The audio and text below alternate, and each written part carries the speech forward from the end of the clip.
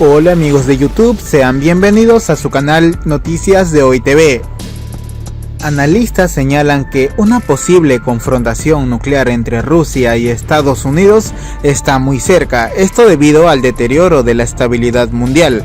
Asimismo señala que la actual administración estadounidense está acelerando el rearme nuclear norteamericano.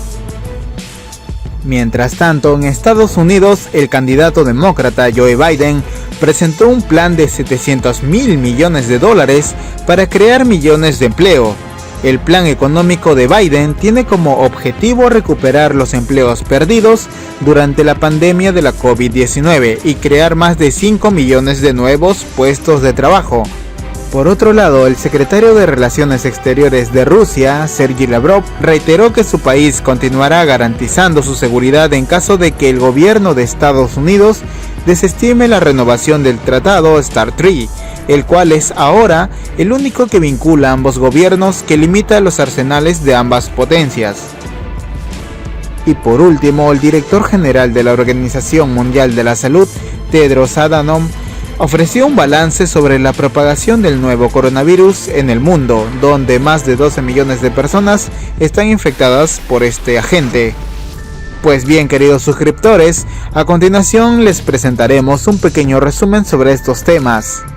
La URSS hizo unas pruebas y los científicos de la URSS demostraron que una guerra nuclear supondría el exterminio de la vida en el planeta, entre otras cosas y fundamentalmente por el llamado invierno nuclear, que supondría echar a la atmósfera masas incalculables, inconmensurables de hollines de todas clases de gases, de productos incinerados quemados por los bombardeos nucleares, y que eso supondría la muerte del planeta, ¿no? A partir de ahí se generó todo un movimiento por la paz y se creó en Estados Unidos y en Europa un movimiento de científicos progresistas que crearon el reloj del apocalipsis, ¿no?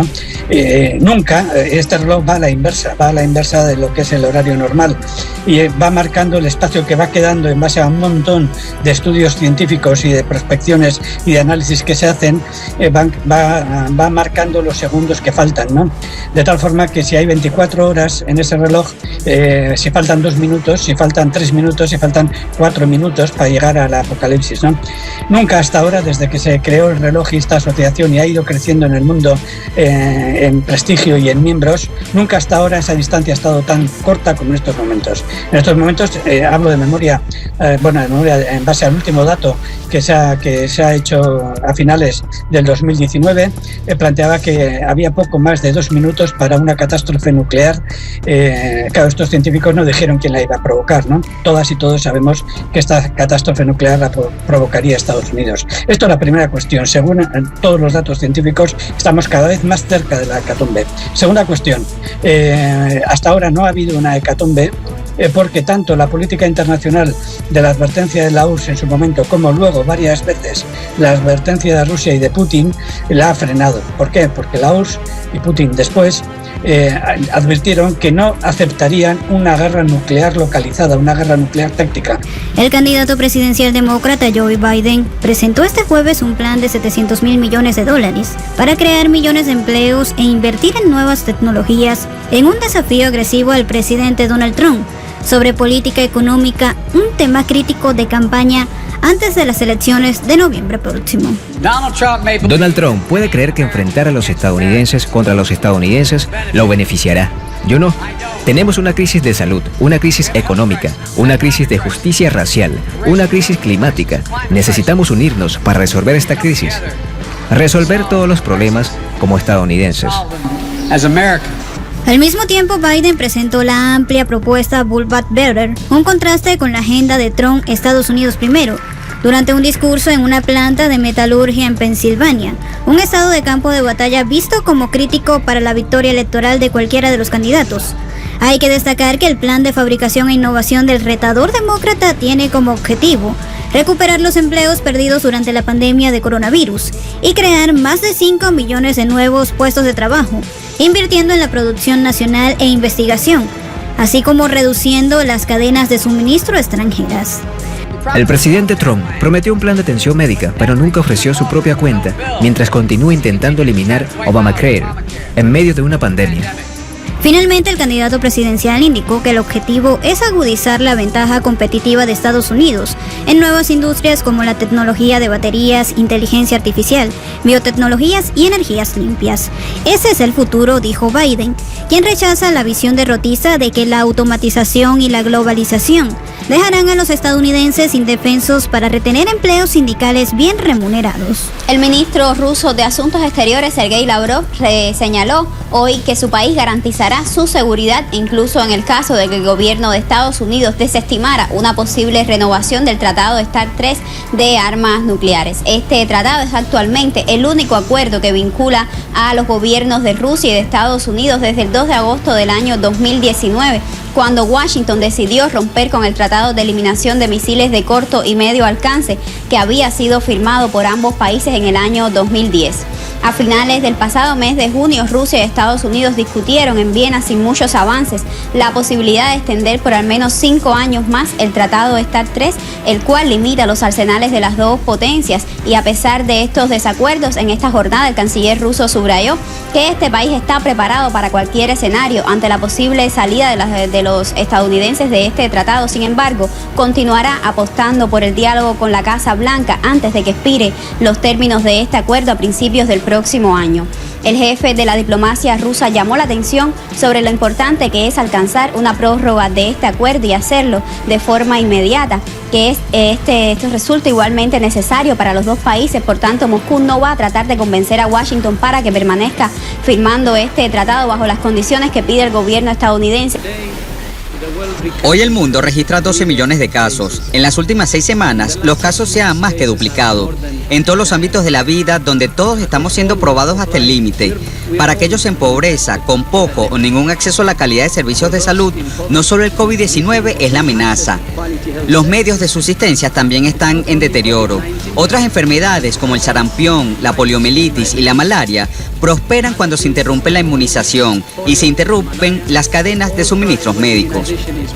A pesar del sombrío panorama que está dejando el COVID-19, la falta de claridad en el tiempo que falta para llegar al pico de la pandemia, en Estados Unidos ya se está proyectando la reapertura de escuelas.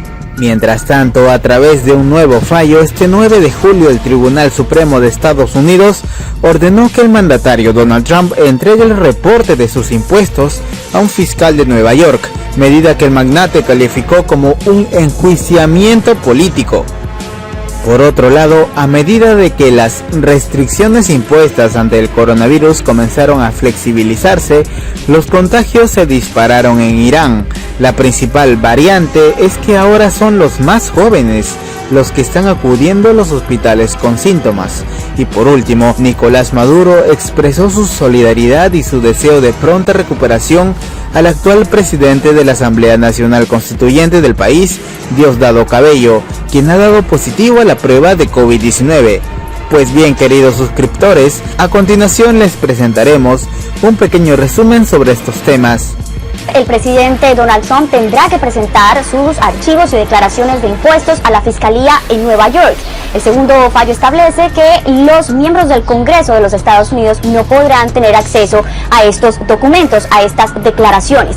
Lo que llama la atención de la decisión de la Corte Suprema es que de los 7 jueces, 5 votaron a favor, solo 2 de ellos en contra, y quedó muy claro, así lo estableció el Supremo, que el presidente no tiene ningún tipo de inmunidad y que ninguna persona está por encima de las leyes, ni siquiera tratándose del mandatario de los Estados Unidos. Ahora, Diana, le pregunto las reacciones que esto ha generado en el Congreso, especialmente en el lado demócrata. La encargada de la Cámara de Representantes, Nancy Pelosi, aseguró que esta es una decisión importante, no solo por tratarse de la Corte Suprema, también porque 2 de los jueces que fueron nominados por el presidente Donald Trump, fallaron en su contra, y que esto muestra que hay una independencia de poderes en los Estados Unidos. Ahora bien, esta decisión también es importante de cara a las campañas electorales y a las elecciones presidenciales en el mes de noviembre, porque hay 2 investigaciones en curso. Una en la Fiscalía de Nueva York por presuntas violaciones a las leyes de financiamiento de la campaña del presidente Donald Trump. Así que teniendo acceso a estos récords de impuestos, podrían darse nuevas revelaciones que afectarían las decisiones de muchos votantes. Es un día más con otro hito sombrío en Estados Unidos. Por quinta vez en 9 días, el país estableció otro récord diario de nuevos casos de coronavirus. Al menos 5 estados en el sur y el oeste reportaron sus mayores registros en un solo día. Sin embargo, los preocupantes picos han influido poco en la administración Trump. Después de enmarcar las medidas de bloqueo como perjudiciales para la economía y de mensajes confusos en torno a las mascarillas, la Casa Blanca ha hecho de la reapertura de escuelas su nueva batalla. Incluso amenazó con bloquear la ayuda federal a las escuelas que se nieguen a volver a abrir según lo programado. No se trata solo de que los niños aprendan y de no quedarse atrás académicamente. Se trata de que todos los servicios vitales que los niños reciben en nuestras escuelas. Se trata de familias trabajadoras. Se trata de abrir Estados Unidos nuevamente.